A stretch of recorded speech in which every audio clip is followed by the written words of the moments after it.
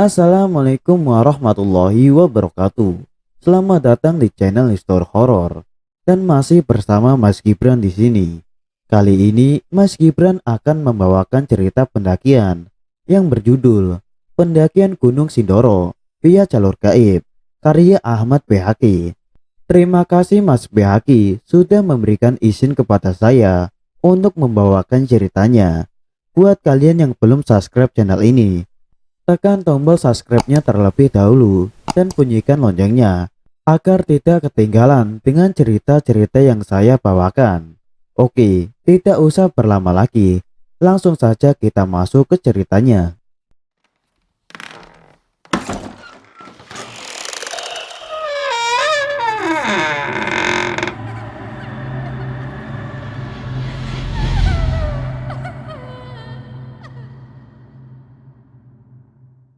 26 Desember 2012, saya berencana naik ke Gunung Sumbing sama dua teman saya, Adi dan Dika.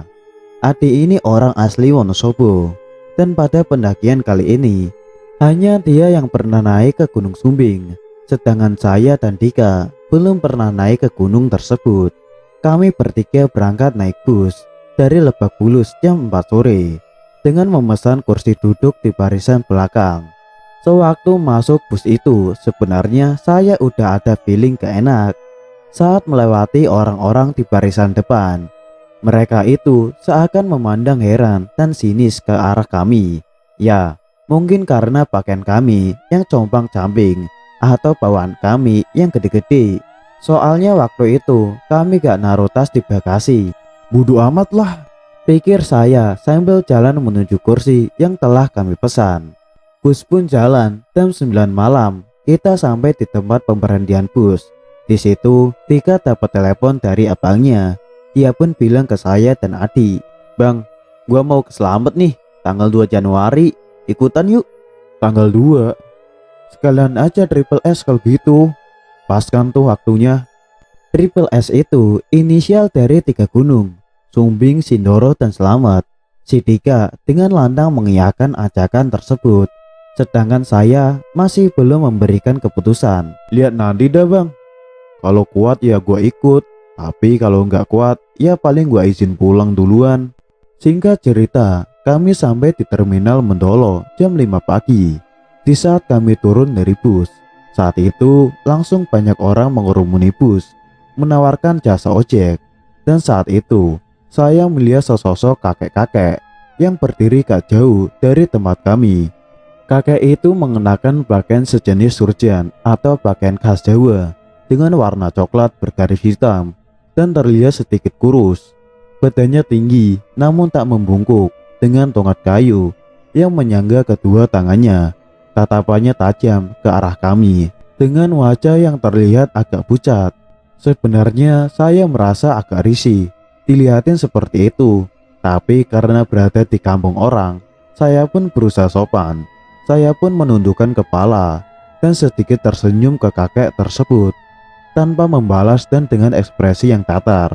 Kakek itu pun membalikkan badannya dan berjalan menjauh dari tempatnya berdiri tadi. "Ngapa sih tuh orang?" ucap saya dalam hati. Saya masih penasaran kemana kakek itu pergi. Dan sewaktu saya memperhatikan kakek itu berjalan menjauh, tiba-tiba saja Adi menempuk pundak saya. "Ayo boy, langsung nyari bus aja ke depan biar cepet sampai base camp. Bengong bayi lu." Iya bang, ayo bang, ayo." Sambil mengikuti Adi berjalan keluar terminal, saya mencoba untuk melihat ke arah kakek tadi, dan ternyata dia sudah menghilang entah kemana. Saya gak mikir yang macam-macam saat itu dan langsung melanjutkan perjalanan dengan bus 3/4 ke arah Magelang. Kemudian sampailah kami di Desa Garung. Sesampainya di Garung, kondisi cuaca saat itu berkabut sangat tebal, sampai-sampai Gunung Sumbing yang seharusnya ada di depan kami itu gak kelihatan. "Mana gunungnya, Dik?" kata saya, penasaran di mana lokasi gunung yang akan kami daki. Hahaha, itu di depan. Biasalah kalau pagi. Di sini kabutnya emang tebel. Ntar juga siangan dikit hilang." Kami lanjut jalan lagi dan sampailah di base camp. Saat itu masih pagi banget dan kondisi base camp saat itu kosong. Gak ada pendaki sama sekali. Kami istirahat sejenak, merebahkan badan dan memesan nasi goreng serta teh manis di base camp untuk sarapan. Rencananya kami akan naik agak siang setelah kabut menghilang. Sambil sarapan dan ngeteh, kami pun ngobrol-ngobrol sama beberapa pemuda yang bertugas di base camp Sumbing. Info dari mereka hari ini hanya ada satu rombongan pendaki yang naik hari ini dan mereka sudah berangkat tadi pagi sebelum kami sampai. Tak lupa kami juga menanyakan info mengenai cuaca di Gunung Sumbing beberapa hari terakhir. Wah, seminggu ini hujan terus mas. Matahari juga belum kelihatan. Ucap salah satu pemuda di base camp menerangkan. Waduh, gak kelihatan matahari mas. Berkabut gini sepanjang hari. Ya begitu dah mas. Kemarin juga banyak pendaki yang gak jadi muncak. Ya karena badai di atas. Setelah ngobrol-ngobrol, kami izin keluar untuk melengkapi kebutuhan logistik atau makanan. Kami belanja logistik di pasar yang berada gak jauh dari base camp. Setelah yakin semua bahan logistik telah terpenuhi, kami pun packing ulang tas kami dan membagi-bagi beban bawaan kami. Selesainya packing, kami sedikit merebahkan badan dulu dan memejamkan mata karena kabut masih sangat tebal. Saya pun ketiduran dan ketika membuka mata saat itu sudah jam 10:30 karena kabut masih belum juga menghilang. Kami pun akhirnya berangkat siang itu dengan kondisi kabut tebal menyelimuti perjalanan kami. Oh iya, sebelum berangkat, pihak basecamp menyarankan kami untuk lewat jalur baru karena jalur lama sangat licin dan banyak pohon tumbang. Jadi jalur pendakian Gunung Sumbing via Garung memang terpecah dua. Ada jalur lama dan jalur baru yang tadinya kedua jalur ini akan bertemu di satu titik yang disebut Pestan. Kami pun mulai mendaki melewati jalur baru mengikuti saran dari pihak basecamp. Ati berjalan di depan sebagai leader, diikuti Dika dan terakhir saya paling belakang. Dengan kondisi kabut tebal seperti itu, kami pun berjalan saling berdekatan. Kira-kira jam 1 siang, kami sampai di pos 1 gedung. Di sini kami istirahat sebentar, sekedar mengatur nafas dan menyiapkan raincoat karena cuaca mulai agak gerimis. Gak sampai 15 menit istirahat di pos 1, kami lanjut lagi perjalanan menuju ke pos 2 katakan. Di tengah perjalanan, hujan pun turut semakin deras. Kami terus berjalan dan tetap menjaga jarak agar tetap berdekatan. Lama rasanya kami berjalan, namun belum juga sampai ke pos 2 katakan. Dari ekor mata, saya melihat ada banyak sosok bayangan hitam yang seakan sedang mengawasi perjalanan kami. Karena gak berani menengok untuk memastikan bayangan hitam tersebut, saya hanya menunduk ke bawah ke arah langkah sepatu Dika. Gak lama, terdengarlah suara-suara seperti orang ngobrol dari kejauhan. Suara itu terdengar samar-samar dan sepertinya sangat ramai. Saya pun menengok ke arah sumber suara yang berasal dari sebelah kiri atas. Saat itu saya berpikir, mungkin itu rombongan pendaki yang tadi pagi berangkat duluan dan mereka sedang istirahat di pos 2. Tapi masa iya mereka masih di pos 2, sedangkan sudah dari pagi sebelum kami sampai base camp? Pikir saya agak ragu. Dan sewaktu saya mencoba mengalihkan pandangan ke arah sepatunya Dika lagi, ternyata Dika dan Ati sudah sangat jauh di depan saya. Saya berusaha mengejar mereka dan saat mulai mendekat, Ati berkata, Alhamdulillah, sampai juga di pos 2. Mendengar hal itu, saya agak senang tapi juga sedikit bingung. Suara yang tadi saya dengar, suara siapa ya? Suara keramaian itu berasal dari kiri atas, sedangkan posisi pos 2 ada di sebelah kanan saya dan gak ada orang satupun di pos 2. Ah, sudahlah, mungkin halusinasi karena kecapean. Pikir saya berusaha positif. Kami pun istirahat dulu di pos 2 yang berupa shelter sederhana dengan tiang-tiang kayu yang terlihat agak rapuh. Di situ kami ngopi dulu sambil menunggu hujan agak reda. Setelah hujan reda, kami kembali melangkahkan kaki, melanjutkan perjalanan, dan saat itu sudah menunjukkan jam 4 sore. Baru beberapa menit berjalan, kabut datang lagi semakin tebal. Bahkan jarak pandang saat itu gak sampai 5 meter. Karena mengejar waktu yang sudah sore, kami pun terus berjalan dengan posisi yang sama seperti awal tadi. Adi di depan, diikuti Dika, lalu saya di belakang. Terus berjalan di tengah kabut yang sangat tebal. Sampailah kami di jalur yang agak menanjak, curam, dan lebih sangat licin. Dengan sangat hati-hati, kami menaiki jalur itu. Bahkan sesekali kita harus merangkak supaya gak kepleset. Hampir sampai di atas tanjakan itu, seketika kabut hilang dan terlihatlah jalur yang kami lalui saat ini. Dan ternyata tepat di sebelah kanan saya jurang. Melihat jurang yang benar-benar ada di bawah kaki saya, seketika kaki dan badan saya rasanya langsung lemas. Di situ saya terduduk buat nenangin diri dan kemudian melanjutkan langkah dengan sangat hati-hati. Sampai di atas, terlihatlah tanah lapang yang sangat luas dengan pemandangan yang sangat indah. Itulah Pestan, titik temu antara jalur lama dan jalur baru.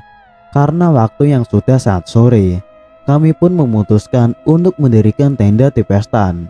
Dan disinilah kejadian-kejadian aneh mulai terjadi. Pada malam hari, saat itu sekitar pukul 9 malam, setelah makan dan ngobrol-ngobrol, saya dan Adi memasak air lagi untuk ngopi di teras tenda. Dika saat itu sudah tertidur pulas, kecapean dan kekenyangan mungkin.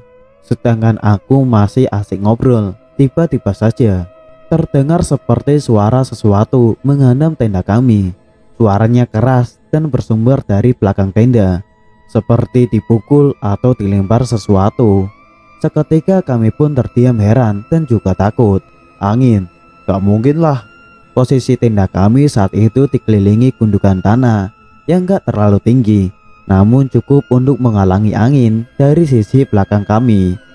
Dan suara angin gak seperti itu. Karena gak berani memastikan keluar tenda, kami pun hanya mengalihkan ketakutan kami dengan terus mengobrol dan memutar musik di HP. Setelah air matang, saya langsung menyeduh segelas kopi dan gak lama saya mendengar suara lonceng dari kejauhan. Ada yang naik lagi tuh. Ucap saya ke Adi. Si Adi cuma diem dan tiba-tiba bertingkah aneh seperti melihat sesuatu. Dia pun langsung matiin MP3 dan perlahan masuk ke dalam tenda. Pintu tutup bay, gua tidur duluan ya. Dingin juga lama-lama. Lah ini kopi baru jadi bang. Ucap saya agak kesal karena kopi baru banget diseduh. Saya menutup pintu tenda karena angin memang terasa sangat kencang di luar sana. Tapi karena rokok masih panjang dan kopi baru banget diseduh, saya pun lanjut ngopi dulu di teras tenda sambil beresin nesting dan kompor. Sewaktu saya membersihkan nesting, seketika suasana menjadi hening. Angin berhenti berhembus dan suara flashlight yang tertiup angin tak terdengar lagi. Saat suasana semakin sunyi, suara lonceng itu terdengar kembali. Semakin suara itu mendekat, terdengarlah suara langkah kaki yang berirama. Semakin lama, langkah kaki itu semakin mendekati tenda saya. Dan sewaktu langkah kaki itu tepat di depan tenda kami, saya pun basa-basi menawarkan kopi. Siapa tahu dia juga haus dan mau istirahat. Naik mas, mampir dulu nih, ngopi. Teriak saya dari dalam tenda. Iya mas. Jawabnya singkat dan hening kembali. Saya pun berusaha membuka pintu tenda karena saya pikir pendaki itu sedang berhenti di luar tenda untuk beristirahat. Tapi saat pintu tenda terbuka, kaki saya menyenggol nesting yang tadi baru saya beresin. Kami juga tumpah dan saya buru-buru nutup tenda. Kenapa? Karena di luar itu kosong. Gak ada pendaki ataupun sumber dari suara langkah kaki maupun lonceng yang tadi saya dengar. Dengan sedikit panik, saya langsung masuk mencari posisi buat tidur dan berusaha memejamkan mata dengan sarung yang menyelimuti kepala tanpa berani membuka mata lagi. Saat itu bahkan sleeping bag lupa saya pakai. Dengan memaksakan mata untuk terpejam, lama-kelamaan saya pun tertidur. Kemudian di malam itu saya bermimpi. Sebenarnya saya agak ragu sih. Nggak tahu itu mimpi atau nyata. Gimana ya? Kayak mimpi di dalam mimpi. Jadi di dalam mimpi saya itu, saya terbangun di depan sebuah gubuk yang terlihat rapuh. Saat itu saya berada di balai bambu, tempat di depan gubuk tersebut, yang mana di sebelah kanan saya ada sebuah pintu yang agak sedikit terbuka. Saya hanya memperhatikan sekitar, namun gak berani untuk melihat ke dalam pintu itu. Tak jauh dari gubuk itu, terlihat tanah lapang dan sangat luas dengan kerumunan banyak orang yang berlalu lalang. Pakaiannya terlihat sangat asing bagi saya.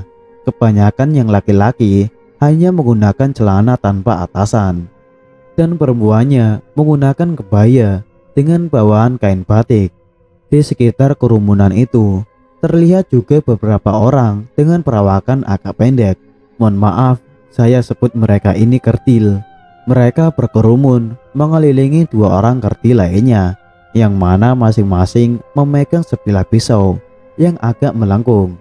Mereka ini seperti sedang bertarung dan dikelilingi penonton seperti sambung.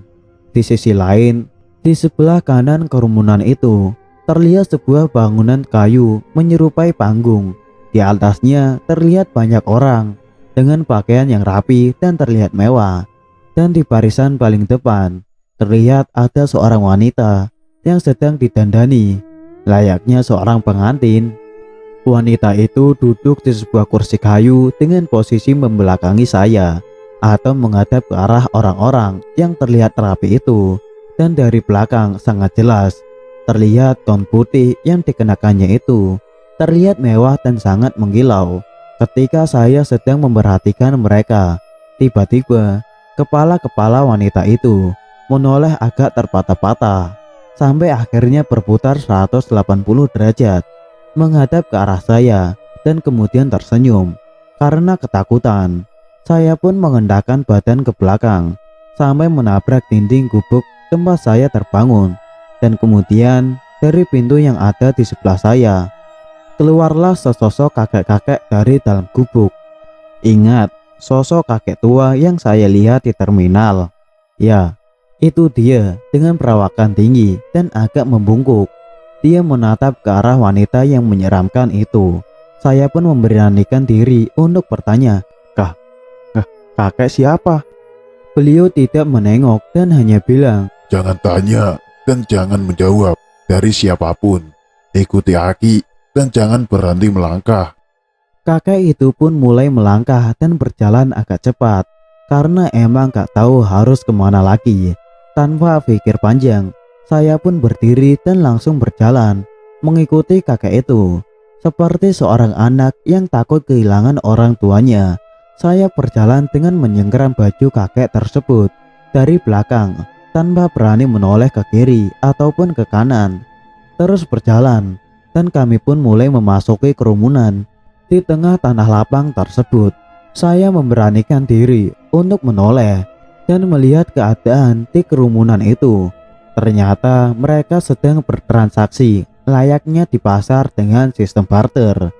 Dari sebelah kiri, terlihat seseorang berlari menghampiri kami dengan membawa beberapa kulit hewan yang sudah kering di tangannya. Sesampainya di samping kami, dia langsung menyodorkan kulit itu kepada si kakek tanpa bicara apapun. Saya gak ngerti apa maksudnya. Di situ saya berpikir kalau orang ini mau menukarkan kulit hewan tersebut dengan saya. Tak lama kami pun dikerumuni oleh orang-orang yang mengikuti hal tersebut. Beberapa di antara mereka menarik-narik saya dari belakang dengan bebusuk yang seakan membuat saya tak bisa bernafas. Ditambah lagi beragam suara melengking di tengah keramaian yang seakan membuat kuping saya mau pecah. Saya pun hanya bisa memejamkan mata karena tak berani lagi untuk melihat. Kemudian menggenggam baju si kakek semakin kencang. Semakin jauh kami berjalan, rasanya saya sudah semakin gak kuat untuk bernafas. Saat itu saya hanya bisa pasrah dan membayangkan senyum orang tua saya yang mungkin berubah menjadi isak tangis. Saya terus berdoa dan perlahan suara bising serta bau busuk itu mulai menghilang. Si kakek pun mulai berjalan agak melambat, kemudian berhenti. Saya belum berani membuka mata.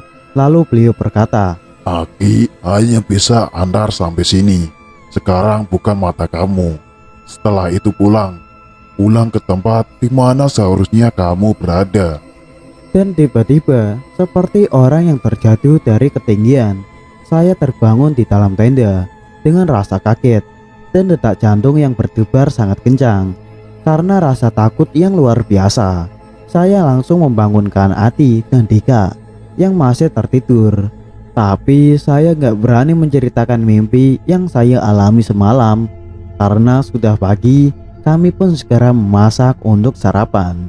Dan sewaktu sarapan, Ati bercerita mengenai pengalaman-pengalaman serunya di Gunung Sumbing. Saat itu, saya baru tahu kalau Pestan adalah singkatan dari Peken Setan atau Pasar Setan. Setelah sarapan, Tika mengajak kami untuk segera berangkat ke puncak Gunung Sumbing. Saat itu saya sempat menolak, tapi mereka meyakinkan saya kembali untuk terus lanjut ke puncak. Tanggung boy, sayang udah sampai sini kalau harus turun lagi. Ke puncak paling 3-4 jam lagi dari sini. Akhirnya saya pun ikut mereka ke puncak, karena saya takut juga kalau harus nunggu di tenda sendirian. Singkat cerita, kami sampai di puncak dan cuaca saat itu sangat cerah. Kami pun bertemu dengan rombongan pendaki yang diceritakan oleh pihak base camp, dan ternyata mereka camp di Watu Kotak. Menjelang siang, kabut pun turun lagi. Gak setebal sewaktu kami naik, tapi lumayan mengganggu pandangan kami lagi. Kami pun langsung bergegas untuk turun dan sampai di tenda. Kami langsung packing dan siap-siap untuk turun menuju ke base camp. Oh iya, saat itu kami turun lewat jalur lama. Alasannya supaya ngerasain lah 2 jalur yang berbeda ini. Akhirnya kami sampai di base camp dengan selamat. Kami segera istirahat, meluruskan kaki. Tak lupa kami pun segera bersih-bersih. Nah, sewaktu saya lagi nyuci sepatu yang udah gak berbentuk, dari kejauhan si Dika berjalan menghampiri saya dengan wajah yang pucat dan terlihat kesal. Ngapa nih anak? Pikir saya dalam hati. Dia terus berjalan ke arah saya, semakin cepat dan tiba-tiba si Dika mendadak muntah-muntah. Lu kagak ngapa-ngapa dik? Kagak boy, aman. Kecapean aja kayaknya nih. Dia jawab biasa saja, seperti gak ada apa-apa. Padahal sebelum dia muntah, saya melihat dia seperti sangat kesal dan berjalan seakan mau memukul saya. Saya pun membawa dia ke base camp untuk ngeteh dan menghangatkan badan. Saat Dika mulai terlihat agak segar, dia bilang kalau dia gak bisa ikut lanjut karena badannya udah gak kuat. Selain itu, Dika juga meyakinkan saya dan Ati untuk tetap lanjut. Udah, kalian lanjut aja. Gua gak apa-apa kok, balik sendiri. Santai aja. Karena ego saya waktu itu memang masih tinggi-tingginya. Akhirnya saya dan Ati memutuskan untuk lanjut ke Sindoro tanpa Dika. Sore hari, saya dan Ati mengantar Dika ke terminal. Setelah dia pulang naik bus, saya ikut Ati ke kampungnya untuk istirahat sebelum memulai perjalanan besok ke Sindoro. Dan ternyata perjalanan ke Sindoro itu ternyata agak semulus pendakian ke Sumbing. Dan di Sindoro lah segala macam kengerian itu menampakkan wujudnya dalam bentuk suara juga fisik. 28 Desember 2012, setelah saya turun dari Gunung Sumbing, saya mengantar Dika menuju terminal karena dia bilang sudah tidak kuat untuk melanjutkan perjalanan dan memilih untuk pulang lebih dulu. Sedangkan saya dan Ati memutuskan untuk beristirahat ke rumah Ati yang berada di sebuah desa di sekitar Wonosobo setelah melanjutkan pendakian menuju ke Gunung Sindoro. Awalnya kami berencana untuk naik ke Sindoro esok hari, tepatnya tanggal 29 Desember. Tapi karena cuaca seharian penuh di hari itu hujan deras, kami pun memilih untuk menunggu cuaca hingga lebih bersahabat dan memanfaatkan hari itu untuk berbelanja logistik serta perlengkapan tambahan untuk pendakian. Malam hari di rumah Adi, kami pun berdiskusi dan sepakat untuk naik esok hari, tanggal 30 via jalur Tambi. Enaknya gimana nih, Bay? Kita berangkat besok atau tanggal 31 aja? Kalau emang cuaca mendukung mah, mending kita jalan besok aja bang. Ambil 2 malam aja bang, jadi jalan juga lebih santai dan dapat tahun baru di atas juga. Wah, boleh juga sih tuh. Iya, ini sepupu gua mau ikut katanya. Kasih nggak? Ya ini orangnya awam banget sama gunung. Soalnya dari kecil, dia ikut orang tuanya kerja di perkebunan sawit. Ini pas banget, dia lagi pulang ke sini. Lah, ajak aja bang, buat ngeramen juga daripada kita naik berdua doang. Sepi bener. Hahaha, mana orangnya? Udah tidur tuh doi. Yaudah nanti gua siapin perlengkapan buat dia.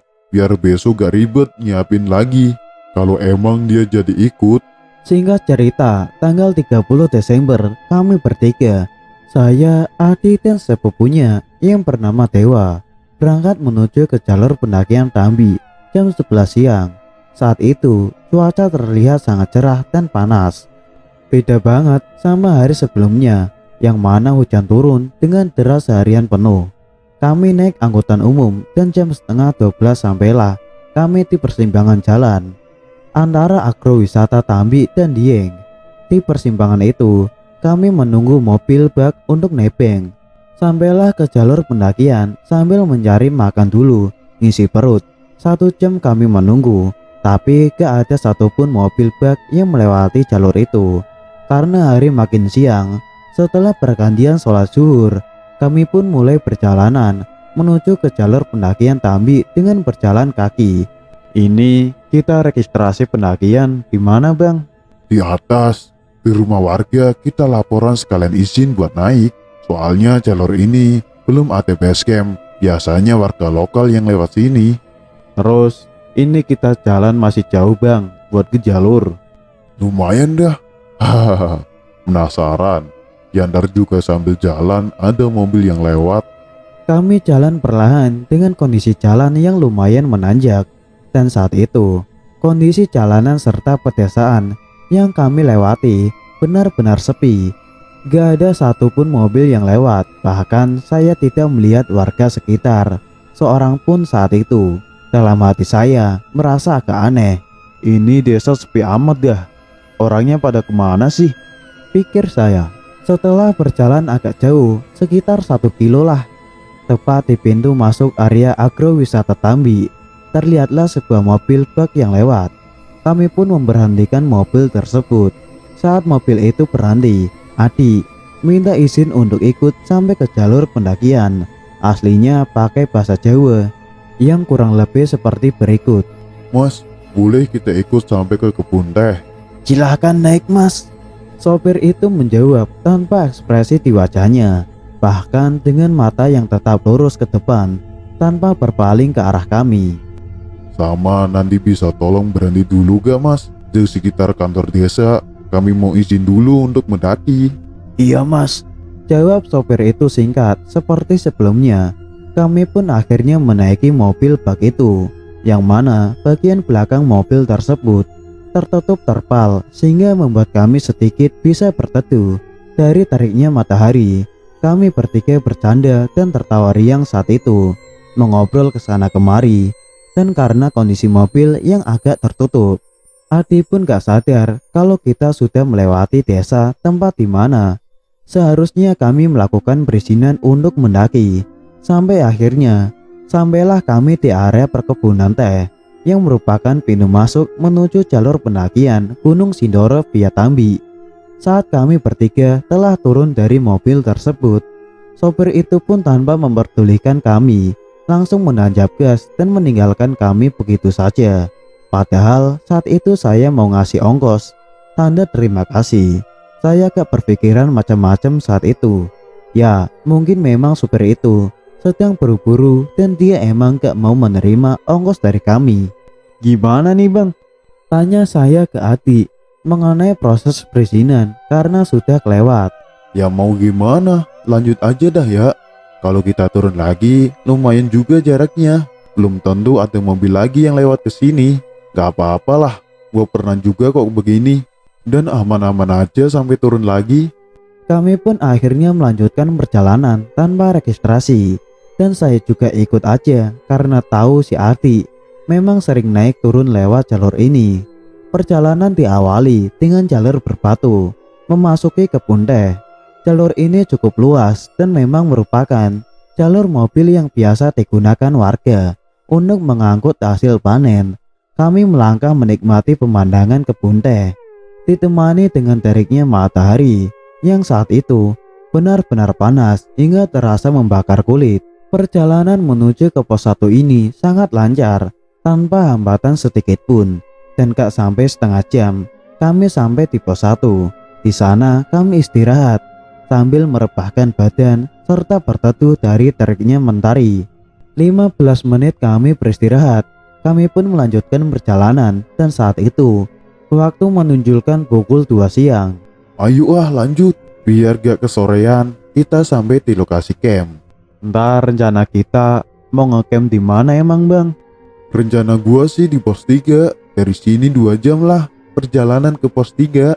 Kalau kita jalan santai, ya selambat-lambatnya kita sampai di jam 5 lah. Dengan semangat, kami pun segera melangkahkan kaki menuju ke pos 2. Dari pos 1 ini, kami sudah tidak berjalan melalui jalur mobil yang berbatu seperti awal tadi, tetapi mulai mengikuti jalur setapak di tengah perkebunan teh. Baru beberapa langkah keluar dari pos 1, saya merasa tas karir yang saya bawa menjadi lebih berat. Saat itu Adi dan Dewa berjalan di depan saya dengan ritme yang sama seperti sebelumnya, gak cepat juga gak lambat. Tapi dari pos 1 ini saya mulai tertinggal dan rasanya sudah gak bisa mengikuti ritme perjalanan mereka. Melangkahkan kaki pun rasanya sangat berat saat itu. Bener-bener dah nih logistik sama air. Pikir saya positif kalau tas saya berat karena berisikan beban 8 liter air ditambah logistik. Kami memang membawa perbekalan logistik dan air cukup banyak karena kami berencana 2 malam sambil bersantai-santai di atas nantinya saat malam tahun baru. Walaupun agak tertinggal, saya berusaha terus berjalan dan menjaga ritme perjalanan agar tidak tertinggal terlalu jauh dengan mereka. Tapi semakin lama, langkah saya terasa semakin melambat. Adi dan Dewa mulai jauh menghilang dan beberapa kali mereka juga sempat memanggil saya dari kejauhan. Boy, aman gak? Teriak Adi memastikan kondisi saya dari kejauhan. Aman bang. Saya terus berjalan perlahan dengan keringat bercucuran yang mulai membasahi base layer yang saya gunakan. Semakin lama berjalan, saya merasa langkah kaki saya semakin berat. Bukan hanya karena rasa capek dan pegal, tapi rasanya kaki saya seperti ditahan oleh sesuatu yang sangat berat. Namun saat saya melihat ke bawah, ke arah kaki dan sekitar, ya enggak ada apa-apalah. Saya pun berhenti sejenak sambil mengatur nafas. Ada yang enggak beres nih, pikir saya sambil membayangkan pesan dalam mimpi sewaktu perjalanan ke Gunung Sumbing kemarin. Buka mata kamu, setelah itu pulang ke tempat kamu seharusnya berada. Ucap sosok kakek dalam mimpi itu. Sewaktu saya mau berjalan lagi, tiba-tiba langkah saya kembali terhenti oleh seekor ular yang lewat tak jauh dari lokasi saya berdiri saat itu. Ular itu cukup besar, seukuran lengan orang dewasa, yang terlihat saat itu hanya badannya saja, sedangkan kepalanya sudah masuk ke pepohonan teh. Ekornya pun masih berada di pepohonan teh di seberangnya. Melihat hal itu, pikiran saya mulai bercampur aduk. Kaki dan karir terasa berat gak wajar. Dan ular ini, apakah benar ini ular nyata atau hanya halusinasi saja? Saya pun menunduk dan bertanya dalam hati, apa sebenarnya salah saya di sini sampai harus merasakan hal-hal seperti ini? Dan sewaktu saya menoleh ke arah ular tadi, hewan itu sudah tidak ada. Saya pun lanjut berjalan sambil melirik kiri dan kanan sedikit waspada. Takutnya ular itu masih ada di sekitar sana dan belum pergi jauh. Tak lama, saya sampai di pos bayangan. Di situ terlihat Dewa sedang merebahkan badan sambil menutupi badannya dengan sarung dan jaket yang ia gunakan. Karena di pos bayangan ini sebenarnya memang tidak ada tempat berteduh, hanya tanah lapang yang tidak begitu luas dan cukup terbuka. Untungnya matahari mulai tertutup awan saat itu. Ketika saya melepaskan carrier dari punggung, Ati langsung menghampiri saya. Air yang di botol oper aja ke sini, Bay. Kayaknya bawaan lu keberatan tuh. Ucap Ati sambil berjalan menuju ke arah carrier saya. Boleh bang, pos 2 masih jauh bang. Kira-kira berapa lama lagi kita berjalan bang? Pos 2 mah dikit lagi tuh. Paling 15-20 menit lagi sampai. Ucapnya menyemangati saya. Masih cukup lah kita ngecamp di pos 3. Baru jam setengah 4. Hah? Setengah 4? Berarti lama juga ya lu nungguin gua. Hahaha. Iyalah, udah setengah jam lebih gua di sini. Tumben amat lu, jalan lambat bener. Nggak tahu bang, badan gua rasanya ngeder banget nih. Ya udah, ini air gua bawa 2 botol. Gua jalan lagi pelan-pelan ya. Udah berasa dingin nih kelamaan diem. Kasian juga si Dewa. Ntar gua tunggu di pos 2. Iya oke bang, ntar gua nyusul. Istirahat dulu bentar. Setelah mengatur nafas dan detak jantung mulai stabil, saya melanjutkan perjalanan lagi ke pos 2. Mengingat beban air sebanyak 3 liter telah dibawa oleh Adi, seharusnya beban saya akan lebih ringan. Tapi entah kenapa, saat saya mengangkat carrier, rasanya justru semakin berat, bahkan 2 kali lebih berat dari sebelumnya. Saya pun memaksakan kaki untuk tetap melangkah menuju ke pos 2. Tapi karena emang beban yang benar-benar terasa berat, dalam beberapa langkah sekali saya harus berhenti untuk mengatur nafas dan istirahat. Mungkin karena memang ngerasa lama banget, si Adi pun balik lagi menjemput saya dan menawarkan diri untuk membawa carrier saya ke pos 2. Boy, sini tas lu gua bawain. Badan lu udah ngeder parah itu kayaknya. Bang, kalau ada space buat ngedirin tenda di pos 2, ngecamp di situ aja ya. Badan gue udah gak kuat buat lanjut nih. Iya santai. Itu udah gua diriin tenda di pos 2. Si Dewa lagi beres-beres. Udah sini gua bawain tas lu. Bentar lagi sampai kok.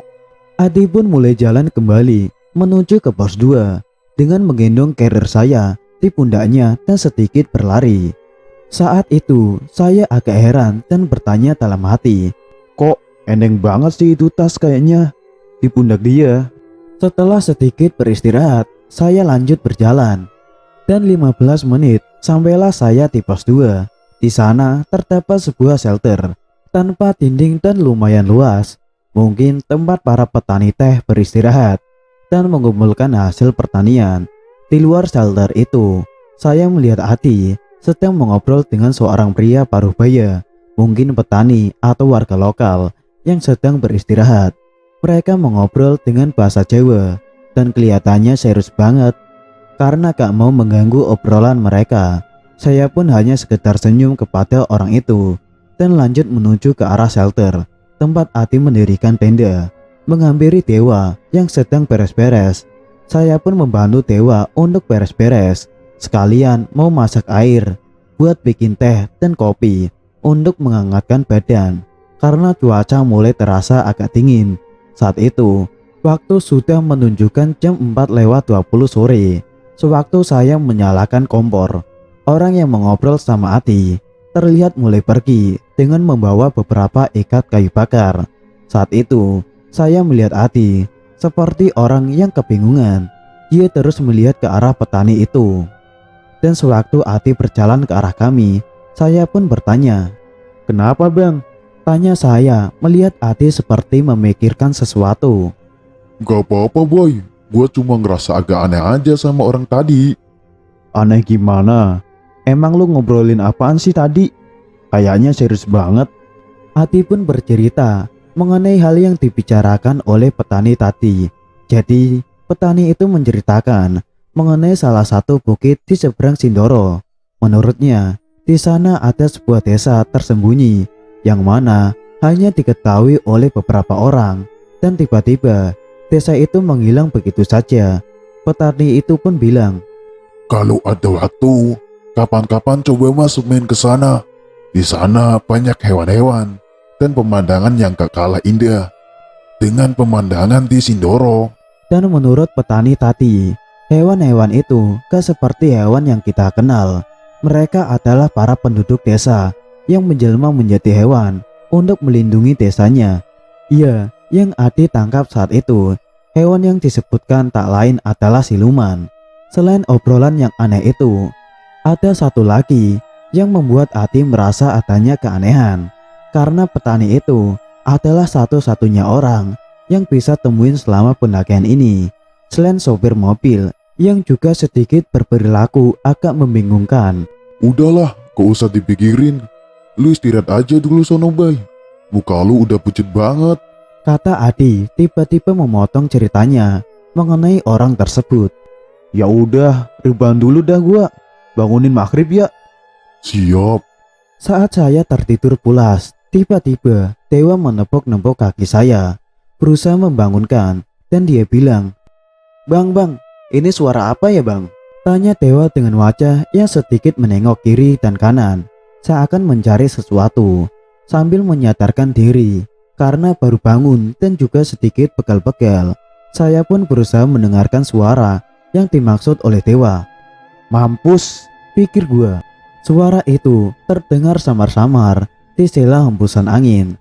Tapi jika fokus mendengarkannya, suara itu seakan menjadi sangat jelas. Itu suara gamelan dan terdengar berasal dari jalur pendakian di atas kami. Di situ saya berusaha tetap tenang, walaupun sedikit agak takut mendengar suara gamelan itu.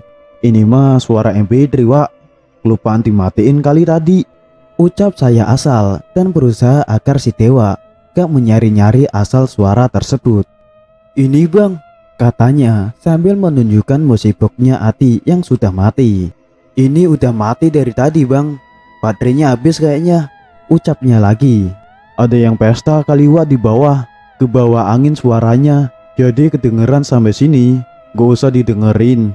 Ah, ini suaranya gak jauh kok bang, apaan sih ya? Dengan polosnya dia ngomong seperti itu sambil melangkah keluar tenda. Saya pun berusaha mencegah dia, takutnya dia keluar karena penasaran nyari sumber suara itu. Mau kemana lu Wak? Udah sini aja, gak usah keluar. Udah hampir gelap itu. Pucuk saya supaya dia gak keluar tenda. Keluar doang bentar bang, nyari angin. Engap saya tidur di dalam bang, ucapnya sambil menunjuk ke arah sleeping bag. Katanya dia kayak di penjara tidur pakai sleeping bag, kayak dikurung, gak bisa gerak bebas. Ya udah, jangan jauh-jauh Wak. Di depan tenda aja. Udah mau gelap. Ucap saya sambil bergerak ke arah pintu tenda, mengawasi Dewa. Seperti orang yang sedang senam, dia menggerakkan tangannya ke kiri, ke kanan, ke atas, dan ke bawah bergantian. Dia terus jalan ke depan, dan sewaktu dia mulai keluar dari shelter, tiba-tiba kabut tebal turun dengan sangat cepat, seakan ingin menghalangi pandangan saya ke arah Dewa. Melihat hal tersebut, saya pun bangun dan teriak, Wak, udah sini balik ke tenda. Bantuin gua bersihin gelas sama masak air buat ngeteh. Dia pun nurut dan menghampiri saya ke arah tenda, dan gak lama handphone Adi berbunyi tanda telah masuk waktu maghrib. Dewa pun mengajak sholat maghrib dulu, dan suara gamelan itu mulai menghilang perlahan. Selesai sholat, saya masuk lagi ke dalam tenda. Awalnya mau bangunin Adi, tapi kelihatannya dia pulis banget dan kata Dewa dia baru banget tidur. Ya udahlah, karena kasihan mau bangunin, saya pun membiarkan dia tetap tertidur. Dan saya pun mulai menyelimuti badan dengan sleeping bag. Karena hari mulai gelap, udara mulai terasa sangat dingin. Kami pun gak jadi masak air, yang emang awalnya hanya alasan saya untuk memanggil si Dewa. Saya pun menemani Dewa ngobrol sambil tiduran. Posisi saya saat itu berada di pinggir tepat di sisi dinding tenda. Adi di tengah dan Dewa di pinggir sisi satunya. Ngobrol ke sana kemari, dan akhirnya saya pun ketiduran. Dewa membangunkan saya lagi dan bilang kalau dia dengar suara gamelan itu lagi. Udah, coba merem aja Wak, paksain, nanti juga tidur. Ini ada yang lagi main musik kali di desa bawah. Ucap saya menenangkan Dewa, padahal saat itu saya gak dengar suara apapun. Saya tidak mendengar apa-apa, hanya suara angin yang berhembus mengoyak-ngoyak tenda kami. Saat itu, saya merasa angin seperti datang menyerbu, sangat kencang, hingga mengoyak-ngoyak tenda kami. Dalam hati saya, berusaha untuk terus berdoa, minta dijaga dan dijauhkan dari segala macam gangguan yang terjadi saat ini. Saya melihat ke arah Ati, dia tidur dengan sangat tenang dan sepertinya pules banget. Paling dia gerak hanya sekedar menggeser tangan atau kaki. Saya melihat Dewa sedang berusaha untuk tidur. Dia bergerak mencari posisi sambil terus memejamkan matanya. Dan saat itu, dari luar tenda, saya merasa seperti banyak sekali bayangan seperti suara kecil, gesekan langkah kaki yang sedang mengelilingi tenda kami. Angin pun berhembus semakin kencang, seakan datang segala arah, berusaha menyapu tenda kami. Saya berusaha untuk tidur lagi. Dengan tangan kanan saya gunakan untuk menutup mata dan tangan kiri memastikan kalau Ati masih ada di samping kiri sambil meredakan rasa takut dalam diri saya.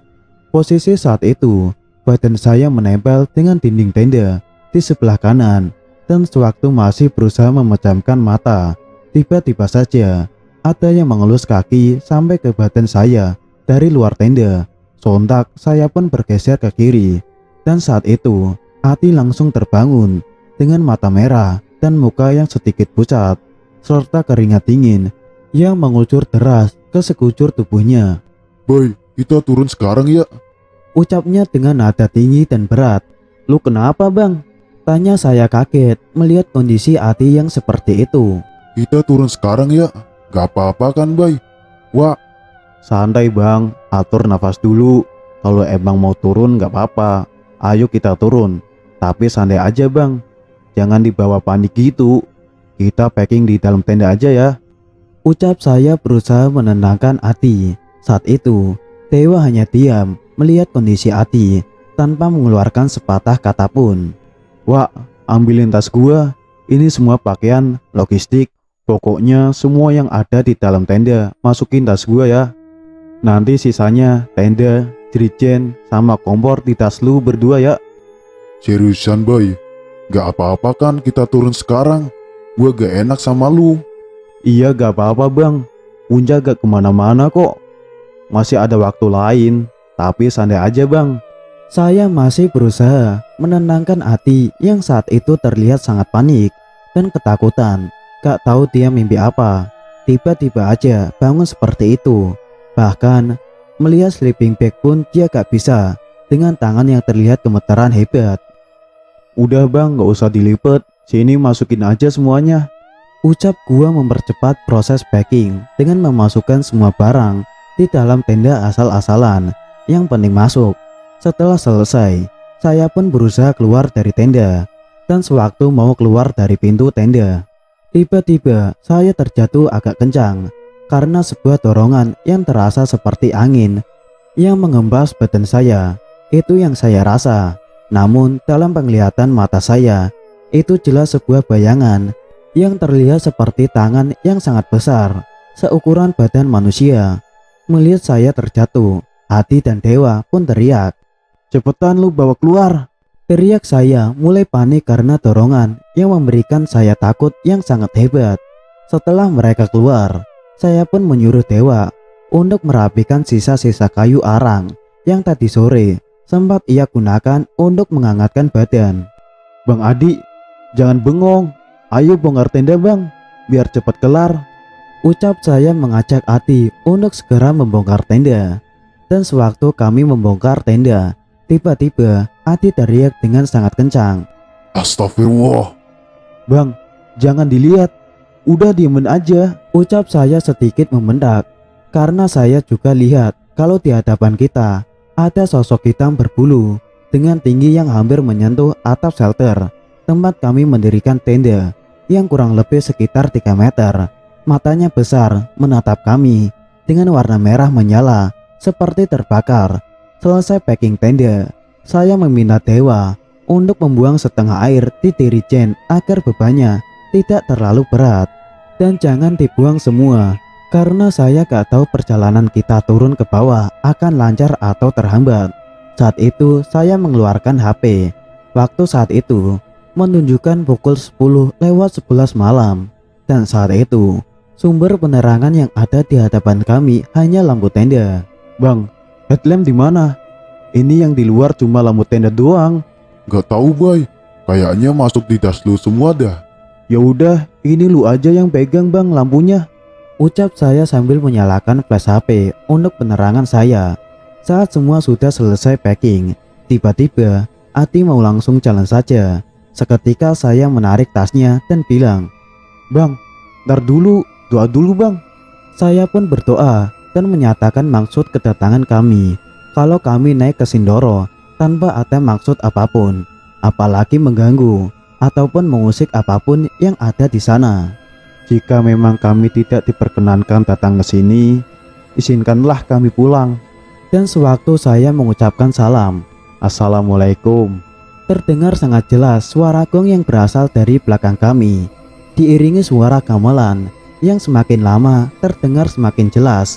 Adi dan Dewa tiba-tiba lari sangat kencang. Mereka mungkin juga mendengar apa yang saya dengar saat itu. Saya pun langsung berlari mengejar mereka. Bang, berhenti bang. Ucap saya menyuruh mereka untuk berhenti. Setelah mereka berhenti, saya pun meminta lampu tenda yang dipegang sama Adi. Lampu tenda biar gua yang megang. Lu sama Dewa, tolong jalan di kiri dan kanan gua ya. Biar gua bisa ngeliat lu berdua. Karena gak berani untuk melewati jalur setapak di tengah pepohonan teh, saya pun memilih untuk berjalan-jalan beriringan melewati jalan besar yang biasa dilewati kendaraan atau mobil untuk mengangkut hasil panen. Walaupun agak berputar-putar, namun saya lebih merasa aman lewat jalur tersebut. Di tengah perjalanan, tiba-tiba Dewa berhenti kemudian belok ke arah kanan, hampir memasuki jalan setapak yang melewati pepohonan teh. Saya pun langsung memanggil dia. Wak, Dewa, lu mau kemana Wak? Lewat sini kayaknya lebih cepet bang. Tahu dari mana lu? Itu jalan gelap Wak. Udah lewat sini aja, jalan bareng-bareng. Kami melanjutkan perjalanan kembali. Lama kami berjalan, tapi rasanya gak sampai-sampai. Dan tiba-tiba Ati menepuk pundak saya. Boy, kita udah lewat sini boy. Lu kecapean bang? Ini jalurnya emang mirip semua bang. Ucap saya berpikir Ati mulai berhalusinasi. Lu coba lihat ke kanan, itu tempat Dewa mau misah sama kita tadi. Terus coba lihat ini. Kata Adi menunjuk ke arah sebuah bungkus rokok di bawah kaki kami. Bungkus rokok ini sengaja gua tinggal karena gua ngerasa dari tadi kita cuma muter-muter di sekitar sini saja. Saya pun mengambil bungkus rokok itu karena gak percaya, tapi ternyata benar. Bungkus rokok itu masih berisi beberapa batang rokok di dalamnya. Saya mulai merasa agak aneh dan kami pun berdoa kembali sambil meyakinkan diri kalau kita bisa keluar dari sini malam ini. Kami pun melanjutkan perjalanan kembali dengan hati yang selalu memanjatkan doa, meminta pertolongan agar kami dapat segera keluar dan pulang ke rumah. Tak lama terlihatlah sebuah bangunan shelter dari kejauhan. Melihat hal itu, pikiran saya campur aduk antara senang dan takut. Takut kalau shelter yang terlihat itu adalah shelter di pos 2, tempat kami mendirikan tenda sebelumnya. Mulai mendekati shelter itu, saya selalu berucap, Mudah-mudahan bukan pos 2. Mudah-mudahan bukan pos 2. dan alhamdulillah itu adalah pos 1. Tanpa berhenti, kami terus berjalan. Dan tak lama sampailah kami di jalan aspal keluar dari perkebunan teh. Saya sudah sedikit agak lega di situ, namun masih berasa was-was. Kami terus berjalan dengan pemandangan lampu kota di depan kami yang terlihat sangat indah. Namun saat saya menatap ke belakang, Sindoro tak lagi terlihat. Sudah tertelan kabut. Bahkan jalur pendakian yang baru saja kami keluar dari sana itu sudah tak terlihat. Kami terus berjalan dan sampailah di sebuah bangunan memanjang seperti pangkalan ojek. Kami pun berencana untuk istirahat sejenak di sana. Baru saja saya menurunkan carrier, tiba-tiba suara gemuruh petir terdengar menggelegar diiringi air hujan yang langsung turun dengan derasnya tanpa ada tanda-tanda sebelumnya. Sambil menunggu hujan reda, kami pun mengeluarkan kompor untuk ngopi dan menghangatkan badan. Sewaktu saya menghidupkan kompor, dari belakang terdengar sebuah suara yang terdengar lirih, namun terasa sangat dekat di telinga. Kenapa kamu pergi? Sontak saya langsung menengok mencari sumber suara itu, namun tidak menemukan apa-apa. Saya pun berusaha mengalihkan rasa takut itu dengan mengajak Adi dan Dewa mengobrol, dan terdapat satu percakapan yang membuat saya agak percaya dengan apa yang telah kami lalui, karena benar-benar gak masuk logika saya. Jam berapa bang? Jam? Benar gak kelihatan? Jam 10, Bay. Jawabnya sedikit ragu dan dengan muka yang sedikit kaget. Yang bener lu bang, jangan bercanda lah. Ucap saya dengan nada agak tinggi. Saya pun langsung mengeluarkan HP karena gak percaya sama Adi. Dan ternyata benar, di HP saya juga masih menunjukkan pukul 10:11 malam. Berarti kami berjalan dari pos 2 sampai ke pangkalan ojek ini gak ada 1 menit. Gak percaya dengan kejadian yang kami alami. Saya pun berpikir, apa ini mimpi seperti waktu di Sumbing? Apakah mungkin saat ini sebenarnya kami masih berada di pos 2? Udah beresin kompor bang, kita turun sekarang. Udah mulai reda juga nih hujan. Ucap saya mengajak Adi turun. Saya masih belum bisa mencerna dan sulit menjelaskan apa yang ada dalam pikiran saya saat itu tentang kejadian yang kami alami. Setelah packing, saya pun turun dengan perasaan yang campur aduk. Dan dari pangkalan ojek, saya terus memperhatikan jam di HP saya. Dan saat itu, waktu telah berjalan normal. Setelah 2 jam berjalan, sampailah kami di persimpangan jalan antara Dieng dan Tambi. Di sana, kami pun masuk ke dalam masjid dan beristirahat. Pagi hari, setelah sholat subuh, kami pun keluar masjid untuk memasak nasi dan sedikit bekal logistik yang masih sangat banyak saat itu, sambil menunggu bus ke arah Wonosobo untuk pulang ke rumah Adi. Singkat cerita, kami sampai di rumah Adi dan di sanalah dia bercerita mengenai mimpi yang dialami yang membuat dia benar-benar ketakutan sampai mengajak kami untuk turun malam itu juga. Jadi, dalam mimpinya Adi berada di sebuah desa yang dia pikir itu adalah desa yang diceritakan oleh petani yang ia temui sewaktu di pos 2. Sebuah desa yang terlihat kaya dengan makanan, buah-buahan, serta penduduknya yang menawan. Namun saat itu, dia tidak berada di desa itu sebagai tamu, melainkan sedang diikat di sebuah pohon besar di tengah desa dan sedang disiksa oleh beberapa orang kertil yang menyayat-nyayat kulitnya dengan pisau kecil yang agak melengkung.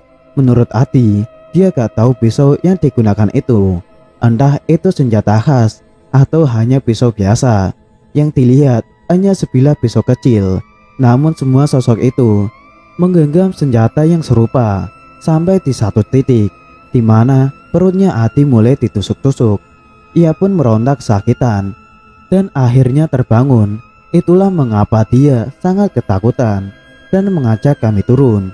Singkat cerita, setelah istirahat, saya memutuskan untuk pulang naik bus menuju ke Lebak Bulus pada sore hari tanggal 30 Desember 2012, dan saya pun merayakan tahun baru di dalam bus dengan sedikit rasa penyesalan. Seharusnya malam ini saya ada di puncak Sindoro. Tapi satu sisi dari saya yang lain mengatakan, Sudahlah, gak usah dipikirin. Beruntung lu bisa keluar dan selamat sampai di sini. Saya pun sampai di Lebak Bulus sekitar pukul 5 pagi dan langsung mencari angkutan untuk pulang ke rumah. Sesampainya di rumah itu sudah pagi dan baru saja saya menginjakan kaki di teras rumah. Tiba-tiba Adi menelepon. Boy, lu udah sampai rumah? Tanya Adi dengan nada agak lemas. Udah bang, baru banget sampai, habis pesta kembang api di dalam bus. Hahaha. Jawab saya bercanda. Tapi Adi membalas lagi dengan nada yang semakin lemas. Berita duka, Boy. Ada yang meninggal di Sindoro. Ucapnya pelan. Innalillahi. Kapan bang? Jawab saya kaget. Semalam, 2 orang. Gua gak tahu kenapa. Jadi kepikiran kejadian kemarin. Ya gua mikir, mungkin kalau kita gak turun kemarin, nama kita yang ada di berita sekarang. Karena kaget, setelah mengakhiri telepon, saya pun langsung mencari berita di internet. Dan ternyata benar, 2 orang meninggal di kawah Sindoro saat malam tahun baru 2013. Menurut tim evakuasi, mereka meninggal lemas akibat menghirup gas beracun di kawah Sindoro. Mari kita panjatkan doa bagi mereka yang terkena musibah. Semoga amal ibadah almarhum diterima dan diberikan tempat terbaik di sisinya. Al-Fatihah. Sekian dari cerita saya. Semoga menjadi pembelajaran untuk kita semua ketika melakukan pendakian ke gunung manapun. Terima kasih sudah menyimak cerita saya. Wassalamualaikum warahmatullahi wabarakatuh.